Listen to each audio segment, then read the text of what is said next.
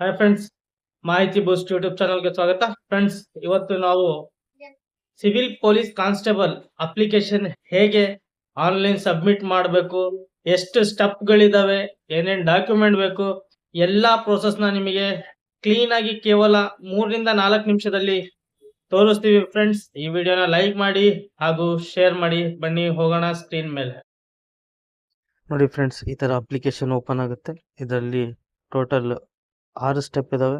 ಮೊದಲನೇದು application fill ಮಾಡೋದು, second photo and signature upload ಮಾಡೋದು, ಥರ್ಡ್ ಪೇಮೆಂಟ್ ಕಟ್ಟೋದು, ಫೋರ್ತ್ ಸ್ಟೇಟಸ್ ಚೆಕ್ ಮಾಡೋದು, ಫಿಫ್ತ್ ಅಪ್ಲಿಕೇಶನ್ನ ಪ್ರಿಂಟ್ ತಗೊಳೋದು. 6ನೇ ಸ್ಟೆಪ್ಪು ಅದು ಇನ್ನೊಂದು ವಿಡಿಯೋದಲ್ಲಿ ಹೇಳ್ತೀನಿ ಫ್ರೆಂಡ್ಸ್. ಈಗ ಮೊದಲನೇ ಸ್ಟೆಪ್ನ ಕ್ಲಿಕ್ ಮಾಡೋಣ. ಮೊದಲನೇ ಸ್ಟೆಪ್ ಕ್ಲಿಕ್ ಆದ ತಕ್ಷಣ ಇಲ್ಲಿ SLC ರಿಜಿಸ್ಟ್ರೇಷನ್ ನಂಬರು ಹಾಗೂ ನೀವು ಯಾವ ಬೋರ್ಡಿಂದ SLC ಎಕ್ಸಾಮ್ ಪಾಸ್ ಮಾಡಿದ್ದೀರಾ ಆ ಬೋರ್ಡ್ನ ಸೆಲೆಕ್ಟ್ ಮಾಡಿ. ಇಲ್ಲಿ ಕ್ಯಾಪ್ಚಾ ಕೋಡ್ ಬರುತ್ತೆ, ಅದು ಹಾಕಿ ಸಬ್ಮಿಟ್ ಬಟನ್ನ ಒತ್ತಿದ್ರೆ ಒಂದು ಆಧಾರ್ ಕನ್ಸರ್ಟ್ ಫಾರ್ಮ್ ಕೇಳುತ್ತೆ. ಇದರಲ್ಲಿ ಚೆಕ್ ಬಾಕ್ಸ್ನ ಕ್ಲಿಕ್ ಮಾಡಿ ಪ್ರೊಸೀಡ್ ಕೊಟ್ಟರೆ ನಿಮ್ಮ ಹೆಸರು, ಡೇಟ್ ಆಫ್ ಬರ್ತ್ ಹಾಗೂ ಆಧಾರ್ ನಂಬರ್ ಶೋ ಆಗುತ್ತೆ. ಒಂದ್ಸಲಿ ಕ್ರಾಸ್ ಚೆಕ್ ಮಾಡ್ಕೊಳ್ಳಿ. ಆ ನಂತರ ಟೋಟಲ್ 29 ಸ್ಟೆಪ್ ಇರುವ ಅಪ್ಲಿಕೇಶನ್ ಓಪನ್ ಆಗುತ್ತೆ. ಅದರಲ್ಲಿ ಮೊದಲನೇದು ಬಂದ್ಬಿಟ್ಟು ಪೋಸ್ಟ್ನ ಸೆಲೆಕ್ಟ್ ಮಾಡಬೇಕು. ಸೆಕೆಂಡ್, ನೀವು ಯಾವ ಡಿಸ್ಟಿಕ್ಕಿಗೆ ಹಾಕ್ತಿದ್ದೀರಾ. ಆನಂತರ ಥರ್ಡ್ ನಿಮ್ಮ ಹೆಸರು, ಫೋರ್ತ್ ನಿಮ್ಮ ತಾಯಿ ಹೆಸರು, ಫಿಫ್ತ್ ನಿಮ್ಮ ತಂದೆ ಹೆಸರು. ಆಮೇಲಿಂದ 6 ಬಂದ್ಬಿಟ್ಟು ಜೆಂಡರ್, ನೀವು ಯಾವ ಲಿಂಗ ಇದ್ದೀರಾ ಅದನ್ನ ಸೆಲೆಕ್ಟ್ ಮಾಡಬೇಕು. 7 ಬಂದು ಕಮ್ಯುನಿಕೇಶನ್ ರಿಸರ್ವೇಶನ್ ಹಾಗೂ ನೀವು ಯಾವ ಕ್ಯಾಟಗರಿಯಿಂದ ಬರ್ತೀರಾ ಸೇಮ್ ಆಗಿದ್ರೆ ಸೆಲೆಕ್ಟ್ ಮಾಡಿ.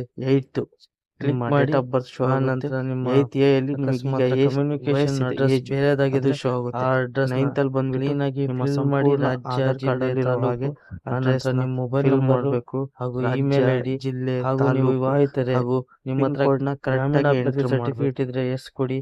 ಕನ್ನಡ ಮೀಡಿಯಂ ಇದ್ರೆ ಎಸ್ ಕೊಡಿ, ಇಲ್ಲಾಂದ್ರೆ ನೋ ಕೊಡಿ. ಯೋಜನಾ ನಿರಾಶ್ರಿತ ಅಭ್ಯರ್ಥಿ ಆಗಿದ್ರೆ ಎಸ್ ಕೊಡಿ, ಇಲ್ಲಿದ್ರೆ ನೋ ಅಂತ ಹೇಳಿ ಕೊಡಿ. ಅದೇ ತರ ಇನ್ನು ಅನೇಕ ಕ್ಯಾಟಗರಿ ಕೇಳುತ್ತೆ, ಅದನ್ನ ಹಾಕಿ. ಆಮೇಲಿಂದ 10ನೇ ತರಗತಿಯಲ್ಲಿ ನೋಂದಣಿ ಸಂಖ್ಯೆನ ಕ್ರಾಸ್ ಚೆಕ್ ಮಾಡಿ. ಆಮೇಲಿಂದ ಕ್ವಾಲಿಫಿಕೇಶನ್ನ ನಿಮ್ಮ ಸೆಲೆಕ್ಟ್ ಮಾಡಿ.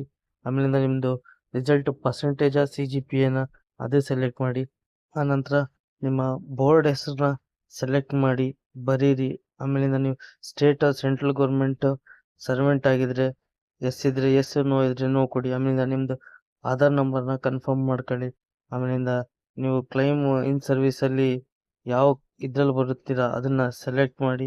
ಅದಾದ ನಂತರ ನಿಮ್ಮ ಹೈಟು ಹಾಗೂ ಚೆಸ್ಟು ಕರೆಕ್ಟಾಗಿ ಎಂಟ್ರಿ ಮಾಡಿ. ಆಮೇಲಿಂದ ನೀವು SLCಯಲ್ಲಿ ಕನ್ನಡ ಸಬ್ಜೆಕ್ಟ್ ಓದಿದ್ದೀರಾ. ಆಮೇಲಿಂದ ನೀವು KE KPSCಯಿಂದ ನಡೆಸೋ ಕನ್ನಡ ಕಂಪಲ್ಸರಿ ಎಕ್ಸಾಮ್ ಪಾಸ್ ಆಗಿದ್ದೀರಾ. ಅದು ಆದ ನಂತರ ಒಂದು ಡಿಕ್ಲರೇಷನ್ ಬರುತ್ತೆ. ಇದನ್ನ ಕ್ಲೀನಾಗಿ ಸಂಪೂರ್ಣವಾಗಿ ಓದ್ಬಿಟ್ಟು ನೀವು ಚೆಕ್ ಬಾಕ್ಸ್ನ ಕ್ಲಿಕ್ ಮಾಡಿ ನೀವು ಪ್ರಿವ್ಯೂ ಅನ್ನೋ ಬಟನ್ನ ಒತ್ತಿದ್ರೆ ನೀವು ತುಂಬಿರುವ ಎಲ್ಲ ಡೀಟೇಲ್ಸ್ ಶೋ ಆಗುತ್ತೆ.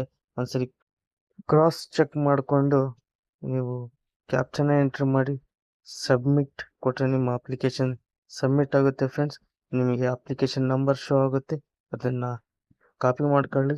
ಆಮೇಲಿಂದ ನೀವು ಸೆಕೆಂಡ್ ಸ್ಟೆಪ್ ಫೋಟೋ ಮತ್ತು ಸಿಗ್ನೇಚರ್ ಅಪ್ಲೋಡ್ ಮಾಡಿ. Third step fees, fourth step confirmation, fifth step ನಿಮ್ಮ ಅಪ್ಲಿಕೇಶನ್ ಪ್ರಿಂಟ್